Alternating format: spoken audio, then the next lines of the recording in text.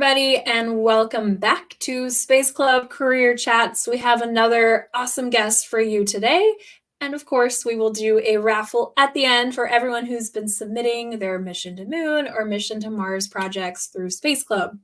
So our special guest is Jullian Williams. She is a PhD candidate and graduate student researcher at the University of Texas at San Antonio, and she studies remote sensing and in-situ measurements of sea ice in the North and South Poles using satellite imagery and field data. She also helps teach applied math, physics, and geoscience. She has a bachelor's of science in geology and economics and a master's in medical physics. Jullian has done field work in geosciences for 11 years, including projects for the World Bank, UNESCO, and even NASA. She's a trained vocalist and performance artist. I'm excited to ask her about that, and has been on a children's CD and several dance troupes. She enjoys cooking, visual art, hiking, and watching movies in her spare time. And a fun fact that she shared is that she's never learned to ride a bicycle. All right, Jullian, welcome to Space Club Career Chats. How are you feeling today? I'm good. How are you? Good. So I just shared kind of your background for the students, but one question they had, this is from a team in Tennessee. What inspired you to go into geosciences and geoscience engineering? So I've always, gone out across the island where I'm from with my dad. I used to work with him. Where are you from? I'm from Jamaica, and I've always liked being outside.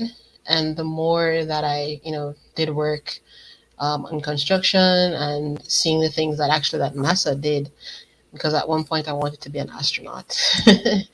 I just loved earth sciences and engineering, building systems, things like that. And did you know what geoscience engineering was when you were younger? Not really. I would say I had more of an idea as to what geography was. As I, did more in what I do in geology and what I did in physics, then it all came together as to what geoscience and how far geoscience engineering could be. Was that more at the college level that you started putting it together? I would say more as I got into my PhD, just the Okay. complete depth as to how far and how far reaching geosciences and engineering can be. Yeah. Yeah. And one of the students, this is a group in Nevada, was just asking about college because now you've probably been in college for a few years. You got your bachelor's, your master's, and now you're working on that PhD. What is college like? I think it varies person to person, but I would say generally college is not that different from any school that you've been to before. It's just more work in terms of what it is that you're expected to do. Um, Same layout in terms of having, students, friends, teachers. It's just, it's more time management and having other people around and having other priorities as well. What are we looking at? What is this picture of? That was a picture of me in New Hampshire. So we did a field school for snow in New Hampshire in 2019. Are you trying to study something? So in that case, there are things to do with snow that affect sea ice as well. So what we were learning was how to do stratigraphy of snow. So that is a snow pit. So you dig the snow pit and you look at the different layers of the snow. As days change, you'll have a day that's warmer, so the snow melts a little bit and it changes the properties of the snow. So what we do is to look at the stratigraphy, just like in geology, how you look at layers of rock, layers of snow, and you're able to map the units of snow. Oh, interesting. Cool. Yeah. So I'm guessing when you're doing field work, you're getting to be outside a lot with this type of job. Yeah. So maybe that's something for kids to think about who like to be outdoors. Yeah. I mean, um, if you do things especially in geology, for sure, and geoscience, for sure, there are aspects that, for example, when you start working with satellite data, then you're kind of inside a lot in the lab. Mm. But there is field work there if you like to be outside. Well, then let me jump to the second question. because you talk about sea ice in the North and South Poles. Are you actually getting to travel there, or is that mostly through remote sensing? That's funny because the North and the South Pole are, well, at least the South Pole anyway, it's difficult to image the very tip of the pole because of rotation. But Mm. I've been close enough to the North Pole. Well, not really. So yeah, I've been on sea ice, but not the North and South Pole. So where is your data coming from? Is it from satellite images? Some of it is satellite images, some of it is from ship data, so like buoy data that they've deployed into the ocean. Oh, Yeah. okay. So we talked actually beforehand. I was asking you more specifically what geoscience engineering is. Can you tell our students watching, what exactly does it mean you're a geoscience engineer? So for me as a geoscience engineer, what I do is use satellite data as well as some in-situ data, which really means that data that you collect at site. And what I do is to take that data and to analyze that data. We may build systems to um, find more about that data. So what I do specifically is to use Google Earth Engine to look at different features like leads, flooded ice, things like that, to look at time series data. For me, it's a lot of climate information. So we want to know how the changes on the sea ice occurs. And that gives us an idea as to what climate change outlooks should look like. So we're able to model those things in future predictions. So it's about creating systems to solve problems. And what has been the most challenging project you've worked on? Most challenging project. Most challenging project ever, or However you want to answer. uh, the most challenging project was probably mineral exploration. That was a while now, but that was arduous, I would say. What was hard about it? Uh, it was very well. For one, it's not the pole, so it's pretty warm, Mm. and it was the minerals that we were actually trying to look for. I think they ended up finding it a lot further downstream. So it was a lot of transects that we had to stop going by and things like that. So it was just very long. So was the long part in like collecting of the data or afterwards when you're trying to analyze everything? Well, I don't think the analysis would have been through cores really, so we didn't do the analysis for that. The core data that I've worked with was well before that. CETA project with Canada that they had for copper and gold exploration. This project was mostly just field reconnaissance, so actually mapping out where the mineral deposits were. Hmm. And what are we looking here? What is this picture for?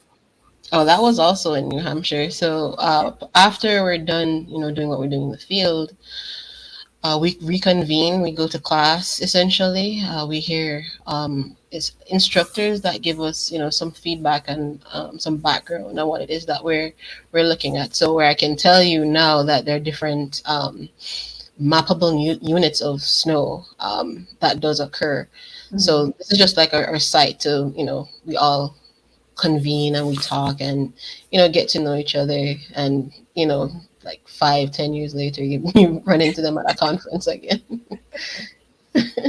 And yeah, that's what's interesting is how much you're working with other people, right? Like it sounds like you're not just by yourself in a lab doing all the data collection and analysis, right? Are you part of a bigger team? Oh yeah, there are several teams. So with NASA Cami, I'm in one aspect of engineering. There are students that are in mechanical engineering, electrical engineering. It just depends on what your discipline is. I've done a bunch of outreach in earth and planetary sciences. I've done work with that group was quasi IGS. It's a lot of different people. Yeah, so there are a lot of groups. Okay, so we shared a little bit about your life. outside work. Let's start with your hobbies, because you mentioned a few things. So what are some things you do outside that isn't geoscience related? I mean, it's a part of the hobby. I like hiking, so it kind of doubles, hiking as well as doing it for work. But apart from that, I'm really into music. So I love music. Anywhere that there's live music, I might even go karaoke or something. Nice. If you ask nicely, I'll dance. um, what else do I do for fun? If I have a partner to play with, I'll play tennis. Sometimes I'll go stargazing at night or in the early morning, stuff like that. Are you into cooking? Because I'm seeing photos of some Yeah. delicious looking foods. Oh yeah, I do that too. That can be relaxing sometimes. Can be. When you sing or dance, like what kind of music is it? I don't think there's any genre of music that I vehemently reject. Oh, So okay. virtually anything. Dancing, I did ballet when I was younger, and as I got older, I did a lot of interdisciplinary, like interpretive dancing. Very cool. Awesome. Okay, well, let me get to this last part with rapid fire questions. So these are the last questions we have for you. And it just means I'm going to show you the question and you have about 15 seconds to answer what comes up. You ready? Sure. All right. Do you still not know how to ride a bicycle? Embarrassingly, no, I don't. Okay. Maybe just get a scooter. You don't need a bicycle. Maybe. What is the name of the children's CD you mentioned that you were on? I am special. Oh, Yeah. I like that. What is the most interesting thing about your current job? Field work. I love being outside, and I really loved being on the ice. It was great. Awesome. What has been your biggest accomplishment so far? That is a hard question. I think once you accomplish something, it's behind you, and you just want to get to the next thing. I would say my biggest accomplishment is, I guess, yet to come. All right, so we haven't had it yet. What are you then most looking Yeah. forward to? So then what is that next mountain you're trying to climb? Uh, we'll see. We'll find out. We're Getting still that PhD probably? exactly. I feel that. And then is there any advice you would give to your younger self? Don't stop believing. Like the song, don't stop Uh-huh. believing. We can sing that at karaoke. Yes. All right. Well, thank you for answering all those questions. And I want to keep you around for a few more minutes because I'd love to share with what the Space Club students have been working on this past month. So these are some of our highlights from Space Club. Here you see a few from Bethlehem Christian Academy. They're working on mission patches, showing off who they are as a team. There's some roller coaster designs right here in the middle. I can see some cereal boxes and oh, that's like a coffee creamer, a creative use of recycled materials, and then a spacesuit. So it's just fun to kind of see what the students are doing. Yeah. And then we have Bethlehem Christian Academy again with plants in space. So they're trying to use the idea behind hydroponics to grow their two plants, probably pinto beans, and then they're using solar panels to build this little tower to power a light. Nice. So doing a little engineering here. And then we have Haven Middle School, some mission patches, see Fortnite, and I guess they're dunking the world. Yes. So good stuff. And then this one is they're designing a lunar base. So we're getting very close to our colony competition, and the students are designing an entire habitat on the moon or Mars. So they're showing off their planning of that habitat. Nice. And then we have John Crossland Middle School, more mission patches and roller coasters, MES Space Club here, and PS number 5 doing some really nice, we see red Martian gliders, some cool mission patches. So awesome job, everybody. And for all those that submitted, we like to give away some stuff here on the Space Club Career Chats. So I thought it'd be fun to give away a NASA hat and this connects little, because I saw a lot of roller coasters. So I thought maybe they want to build more roller coasters. Yeah. All right. So we have a raffle and I'm going to pull it up right now. So this is everybody who submitted. I'm going to spin the wheel and see who our winner is. Want to find out where it lands. Yeah. Squid Kids. I love it. Congratulations from Brookhaven Middle School. You get a NASA hat and those Connects roller coasters. Woo.